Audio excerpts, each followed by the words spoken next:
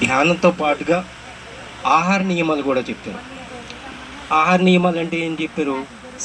శాకాహారం మాత్రమే భుజించాలన్నారు. ఓకే, మనందరం కూడా శాకాహారం భుజిస్తున్నాం. దాంతోపాటు కూడా ఇంకా కొన్ని 2-3 విషయాలు చెప్పారు. ఏంటంటే శాకాహారం వండేటప్పుడు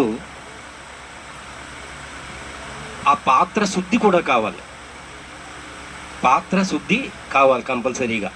లేదంటే దాంట్లో ఇప్పుడు మీరు ఆల్రెడీ గతంలో, మీరంటే అందరూ కాదు, ఎవరైతే గతంలో మాంసాహారం తిని ఇప్పుడు శాకాహారంలోకి మారారో వాళ్ళందరూ కూడా గతంలో కొన్ని పాత్రలు ఉపయోగించేవారు. ఆ పాత్రలన్నీ కూడా కంపల్సరీ మార్చాలి.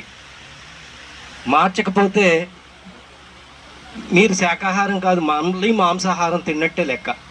అది గుర్తుపెట్టుకోండి.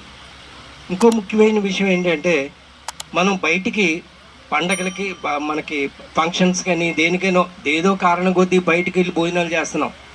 భోజనాలు చేసేటప్పుడు కూడా గుర్తుపెట్టుకోండి, అక్కడ పాత్రలు మనకి అనుగుణంగా ఉండవు ఖచ్చితంగా. అవి ఏంటంటే ఆల్రెడీ ఎవరెవరో ఇళ్ళకి వెళ్ళి అవి మాంసాహారం వండేసి ఉండొచ్చు, లేకపోతే వేరువేరుగా చాలామంది వేరువేరుగా కూడా వండుకుంటూ ఉంటారు.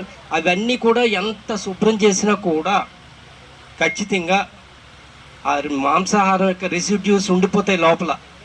దాంట్లో ఉండిపోవడం వల్ల ఏమవుతుంది, మళ్ళీ మాంసాహారం తిన్నట్టే. మనం ఒక కుండలో నీరు ఫుల్గా నింపేసి దానికి చిన్న కన్నం ఉంటుంది.